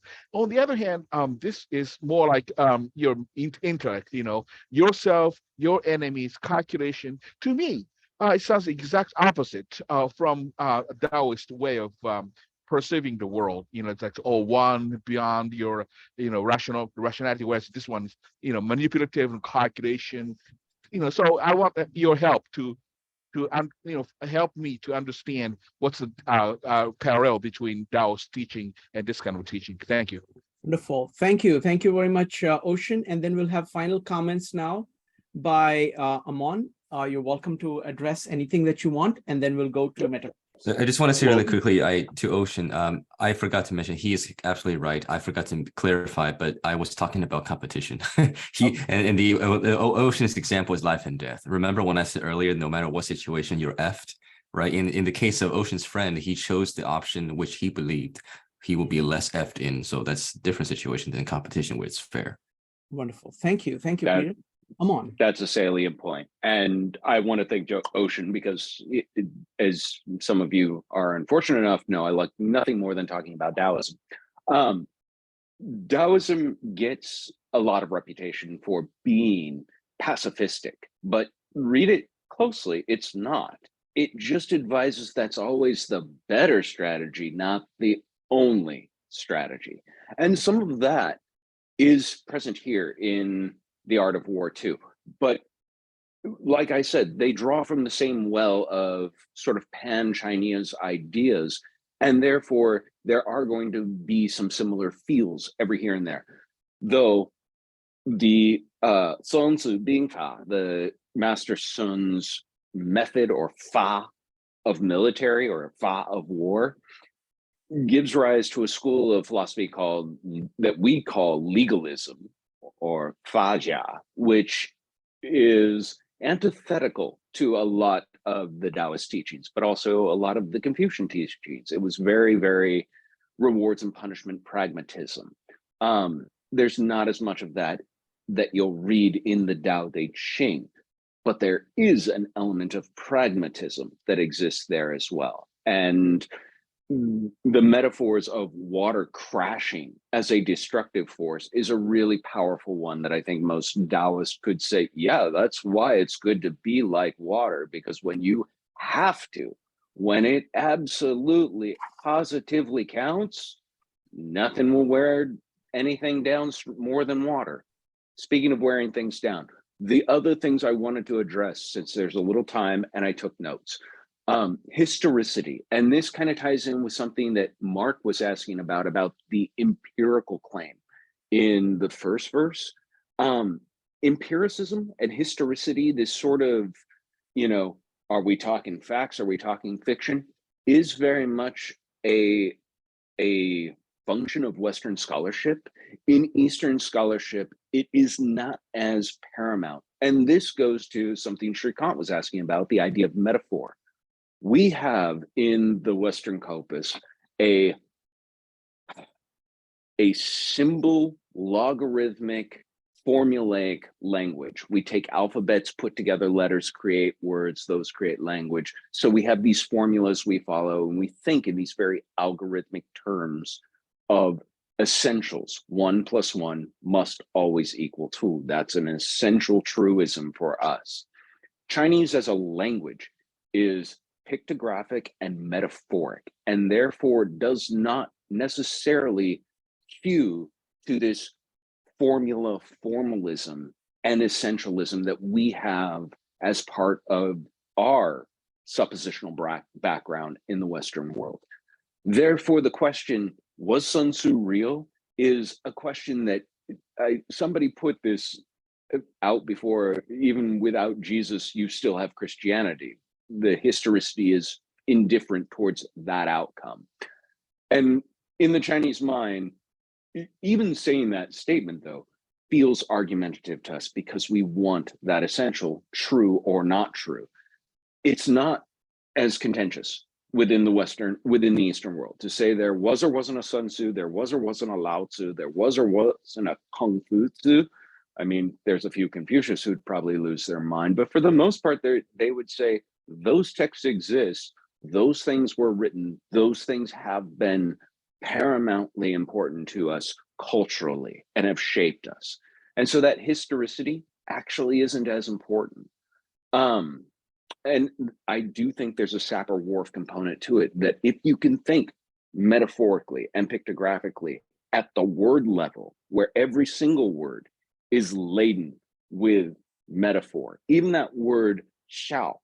Somebody asked about, or Bill, I believe, was speaking about invincible, and I put that in the chat. Bu ka shang, no can victory. We just translate that into undefeatable or invincible.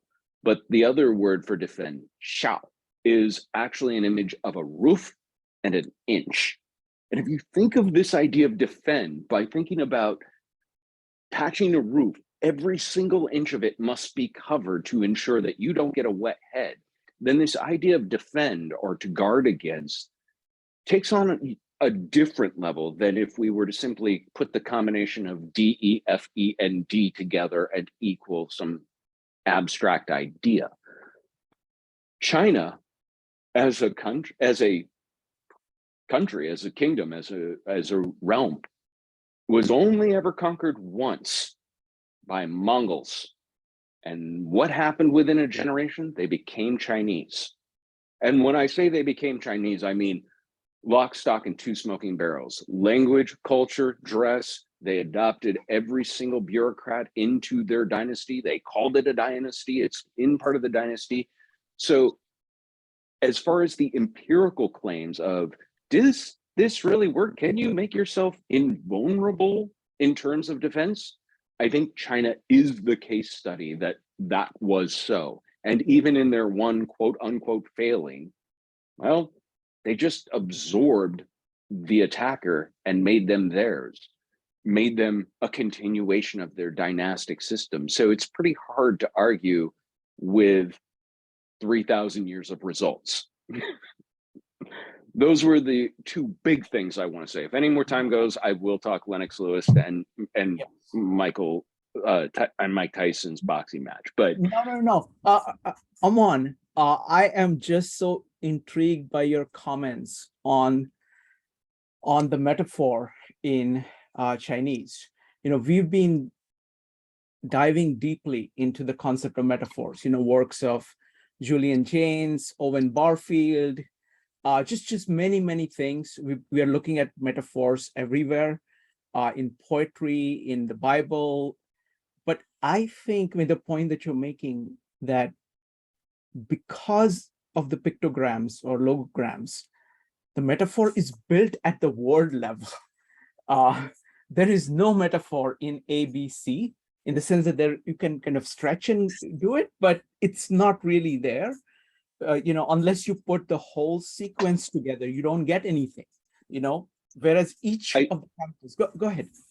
Yeah, I think I said this at a former meetup long ago, but another formula, G-O-O-D, good. Abstract, Plato writes an entire dialogue on it because we have no concrete idea of this. The word good in Chinese, hao, is really simple. It's a mother and child. That's it. Wow. And because it is that simple, you don't get a Plato arguing about what is the good. Every Chinese person points and says, that's good. Right there, that's it. And if you think about what that does to the development of thought, we have been seeking essential truisms that are as formulaic as our words and as concrete and empirical as the Pythagorean theorem. Chinese have not been doing that. They have been taking those concepts that we argued over for granted as a universal, everyone agrees on what's good. But then the arguments become about very different things, about how do you formalize something as chaotic as warfare, or something as unpredictable as political science. And so you get the art of war, you get Confucianism as these sort of put out arguments of this is how we can do this successfully. And, you know, the really patient Chinese person would say, well, we've only had about 300 years, you know, Confucianism's verdict still isn't in. But for anyone who's been watching modern history, 3,000 years or 2,000 years, not such a bad run. You could probably call that at least a partial win. So let me step back. I'll tell you about where, how much time do you have, Aman? Until I get yelled at from the other room. So okay, that's fine. I hope it's, so folks, I'm going to have a conversation with Aman on what we've been doing on metaphors and what he sees as connection between metaphors and this, and then we will open it up for questions at that point. Okay, so we're going to, and then I'll go, so I can't. Yes, exactly. Suck so all the oxygen. Yeah, so just go ahead and let's go ahead and do this. And what we'll do is we'll do discussion later on, but I want to hear Amon's take on it. See, what I've realized, you know, and this is actually, you know, it's just, what happens is that most of the words that we use are corpses. You know, they actually were alive at one point, and the metaphors made them alive. And to see where they came from, how they arose, take the word like spirit, for example, right? The wind from outside coming in and then being spoken and shaping everything. It's very deep of how these words came to be. So metaphors are deeply built into words, you know, words were once metaphors that are, you know, people have lost that. So that is true even in the West, of this connection between metaphors. But what I want to do is I want to look at how exactly it works in, you know, your observations about how it works in the Chinese language and what we can learn from Chinese. Go ahead. So I'll give you my best thumbnail take, and not a dissertation. I will get pushback even having said that Chinese is a pictographic metaphoric language, because there are those who are very clear in saying, no, some of these radicals don't necessarily connote a metaphor. They're just a sound, they're just a tone, they're just a pronunciation indicator. But at root, a great deal of the Chinese language was pictographic, was stick figures turned into less and less complicated things to write, until they got abstracted to the point where many people wouldn't look at the character for fish and say that is how you write fish. But when you see the progression, kind of like the evolution, the chart of evolution, it does make a sense of sorts. As far as what this does culturally, it does a few things. The Ocean's holding some, I think he held up fish, which was great. I can't see it that well, but that's okay. The Sapir-Whorf hypothesis that I'm talking about is this idea about language affecting thought. And the most extreme version of this is hard determination. The other one is soft influence. I tend to lean towards soft influence. I don't think it makes a hard determination, but it does give us the building blocks with how we can describe our ideas, how we can communicate our ideas. And the only reason Chinese is a language is because of its written language. Verbally, it would be looked at and you would say that is 80 separate languages, because they are more dissimilar one another than Norwegian and Swedish are from each other. Those are actually, could be called a language in different dialects, but they have national borders and call them languages. Chinese do not have national borders, therefore it's dialects, but they have a written language everyone shares those metaphors. That doesn't translate to everyone thinks the good is mother and son, even though Ocean, that's what he was holding up. Thank you. Sorry, I can't see it really well. But it doesn't mean every Chinese person absolutely thinks that is the, pinnacle of good. But it does mean that there's a shared understanding that at least is a starting point for the discussion. When it comes to then expanding on metaphor, it's kind of hard when you already start with a metaphoric language to then work in metaphor in a more creative way that will pick up every little nuance. we got a little of this in the Tao Te Ching, where I pointed to a passage where I said, he's talking about life flourishing. And when you look at it written, you actually can literally see plants pop up all over the text, because he's drawing what he's speaking, but it's written into the language in a way that is invisible to us. There's some of that here in the Art of War, a lot less. Like everything, it's a lot more concrete. So the metaphors are more concrete. They don't try and work them in subtly. If Sun Tzu was one thing, it was not subtle. So even his metaphors are, here's the metaphor. It's like this, full stop. Maybe with some editing over time, and I think it was David talked about the, development of the text over time. Yeah, anything goes through enough hands, it probably got a little more nuance, a little more, oh, we need to put this here and put this here, make sure that these match, use this term, not that term. And one of the things that's lost in this is that if something gets rubbed out, or a piece of soot gets rubbed onto the paper just wrong, suddenly we don't just have a, I can't make out that word. It could be, oh, that's a totally different word with a totally different meaning. There are instances of this in classic Chinese scholarship. I don't know if that entirely answers your question. But Let me approach it. This is beautiful. Let me approach it from another angle. We've been studying Tao Te Ching, Bhagavad Gita, and Gospel of John. And we're looking at how metaphors work in each of them. So let's just talk about metaphors. How metaphors in Tao Te Ching? So I'm actually going to refer to, I think it was Mark who was reading the Slingerland translation of the Analects when we were doing those. Mm-hmm. And Professor Slingerland is very, very big on this idea of metaphor as a universalizer, sort of something that can usurp the Sapir-Whorf hypothesis. In other words, just because this is the way, and Kevin's doing a wonderful job in the chat, giving the etymology of some words where you get the word for tian, heaven, sky, celestial, from one, from person, from big. And you add these things together, these images together, one person that's big, that's tian, the sky, all under heaven. It is meant to sort of hit you right in the gut.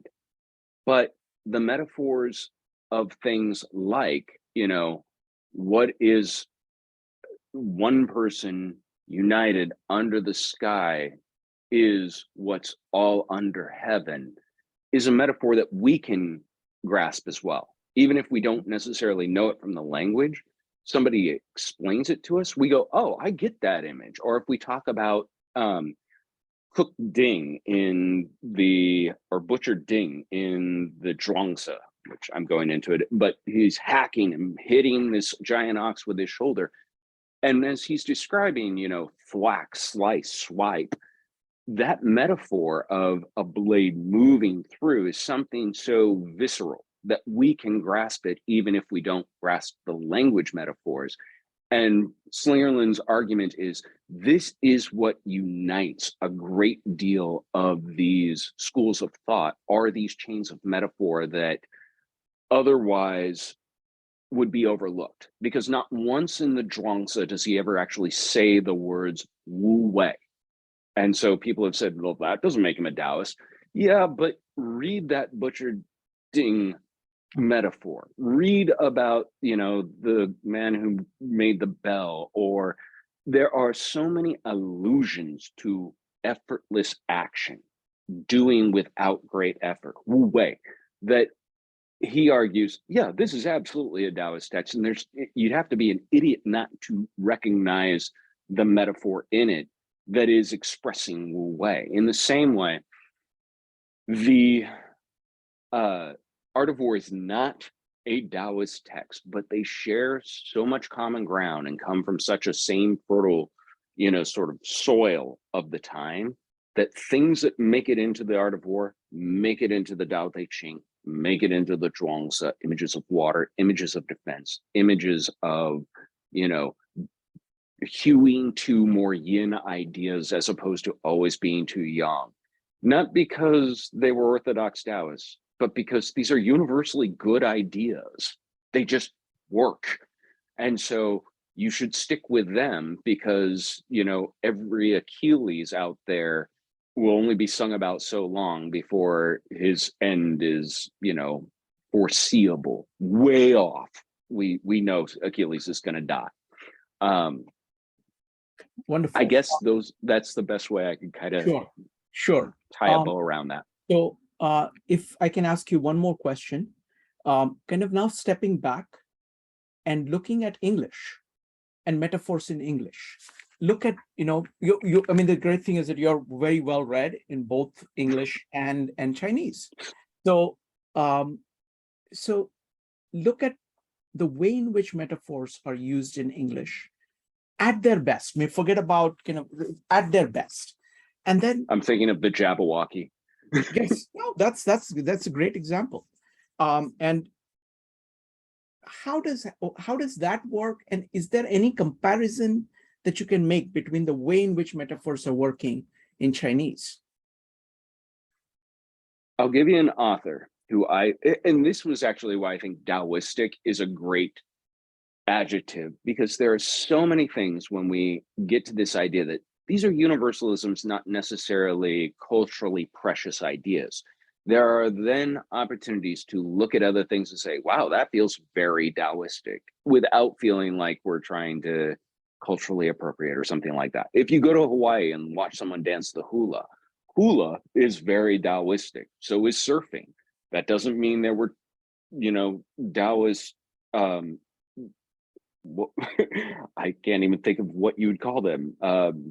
Nobody was proselytizing Taoism on the islands of Hawaii, but but if you're looking for a good author who I think does an excellent job, who would have been, in my opinion, a great Taoist poet if he had been born in China, James, what's his name? Oh God, it just escaped me.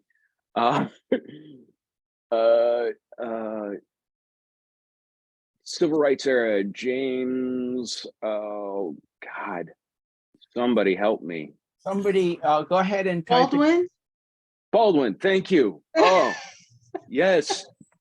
Oh, that moment. Yes, James Baldwin. If you read his writing, he is brilliant with his use of metaphor in his writing, to the point you don't know that it's working on you until you go back and have somebody point it out to you.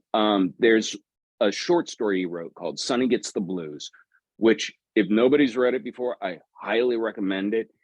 The very last image in that is somebody under a spotlight in a jazz bar with a drink that is milk and scotch that's vibrating on the piano as the person's playing, and he refers to it as the very cup of trembling. There is so much in that image, just layers upon layers upon layers upon layers of metaphor and illusion in that image, that the first time I read it, I was like, okay, I'm not a biblical scholar. I do know my biblical literature a bit, but even when I heard the cup of trembling, I was like, it's ringing a bell. And then you go and look it up and you realize this is actually an allusion to some masterstroke. His writing is a masterclass in the use of metaphor and illusion. And I recommend Sonny Gets the Blues to anyone who hasn't read it, just to get a taste of it. And there's so much yin yang. I mean, scotch and milk makes me want to retch at the thought of it, but something so wholesome and something so awful, glowing white under this black light in this dark room under a light. I mean, the layer upon layer upon layer of sort of paired metaphor that I don't think he even had the terms yin yang for, but as a Taoist looking at it, I go, oh my God, there's so much yin yang just in this imagery. It's genius. He would be one of the exemplars I would go to. And excellent. I'm gonna get out of here and let you guys have a chat that I'm not monopolizing.